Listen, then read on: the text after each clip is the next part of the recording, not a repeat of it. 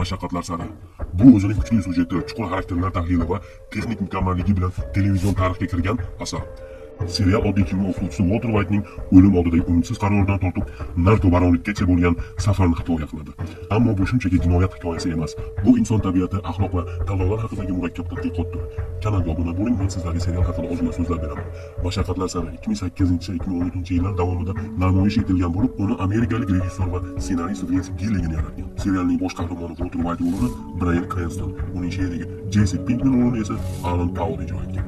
Ushbu loyiha zamonaviy seriallar tarixida eng muvaffaqiyatli va mukofotlarga boy bo'lib, 16 ta Emmy mukofoti sohibi bo'lgan. Bu serialda biz qanday qilib Walter White oddiy kimyo o'qituvchisidan xavfli jinoyatchiga aylanishini kuzatamiz. 50 yoshida unga o'pka saratoni tashxisi qo'yiladi. Bu xabar Walterni qattiq tushkunlikka soladi, chunki oilasining moliyaviy ahvoli og'ir edi. Uy kreditlari, qarzlar va uning ustiga o'g'li nogiron. Shunday murakkab vaziyatda Walter o'z oilasi uchun moliyaviy xavfsizlik yaratish maqsadida keskin va xavfli qaror qabul qiladi. O'lim xavfi bilan yuzlashgan Walter White oilasining moliyaviy kelajagini ta'minlash uchun kimyo bilimidan foydalanishga qaror qiladi. U sobiq o'quvchisi Jesse Pinkman bilan birgalikda narkotik ishlab chiqarishni boshlaydi. Ammo bu qaror nafaqat moliyaviy muammolarni hal qilish, balki Walterning ichki shaxsiyati va kuchga bo'lgan ishtiyoqini ham ochib beradi.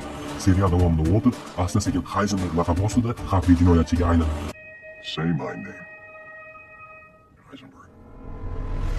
Goddamn right. Dastlab shunchaki oilasi uchun boshlangan bu ish keyinchalik jinoyat olamida imperiya qurishgacha boradi.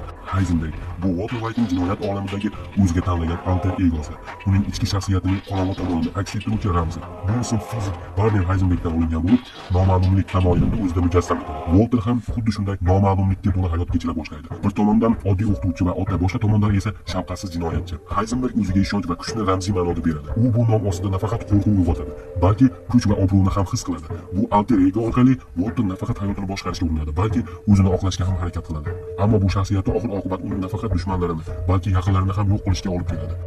Jesse Pinkman mashaqqatlar sari serialining eng murakkab va hissiyotli qahramonlaridan biri. U serialda Walterning sherigi bo'lib, boshida oddiy giyohvand moddalar sotuvchisi sifatida tanishtiriladi.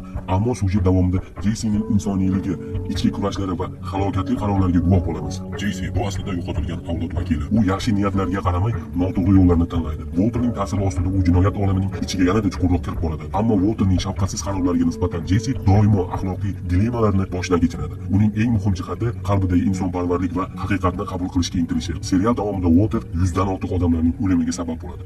Mashaqqatlar sari serialining ikkinchi mavsumida biz pushti o'yinchoq ayiqchani har bir qismini ko'ramiz va kadrlar so'nggi epizodgacha davom etadi. So'ngida bu aviahalokatga ulanib ketadi. Jenny o'limi boshqa voqealar bilan juda qiziqarli tarzda bog'lanadi. Walter White Jennyning peridozdan o'layotganini ko'rsa-da, unga yordam bermaydi. Natijada qiz vafot etadi. Jennyning o'limidan so'ng uning otasi havo trafiki nazoratchisi bo'lgan Donald Margolis o'zining ruhiy holati tufayli katta xatolikka yo'l qo'yadi va ikki samolyotning to'qnashishiga sabab bo'ladi. Bu hodisa natijasida 100 dan ortiq odamlar halok bo'ladi. Bu voqea kichik bir qaror yoki harakatning qanday qilib katta va halokatli oqibatlarga olib kelishini, ya'ni kapalak effektini ko'rsatadi.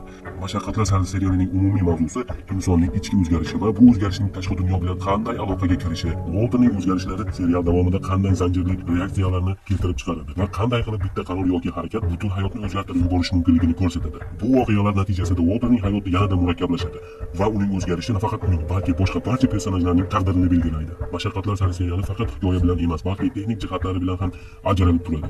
Serialda operatorlik ishlari va montaj ustalarining ishi juda yuqori darajada. Chiroyli rakurslar va kadrdan kadrga o'tishlar ham ajoyib ishlangan. Shuningdek, ranglar va ularning ishlatilishi serialda juda ajoyib tarzda qo'llanilgan. Serial 5 mavsumdan iborat bo'lib, bu videoda serial haqida qisqagina fikr yuritdik xolos. Ammo serialni to'liq tomosha qilish orqali uning murakkabligi va mukammalligi haqida ko'proq narsa bilib olish mumkin. Siz serialni tomosha qilganmisiz? Serial haqida fikringizni izohlarda qoldiring. Albatta, bu videoda har bitta personajga to'xtalib o'tmadik, chunki videomiz 1 soatga cho'zilishi mumkin edi. Agar video sizga manzur kelgan bo'lsa, like va izohlar bilan bizni qo'llab-quvvatlashingiz mumkin.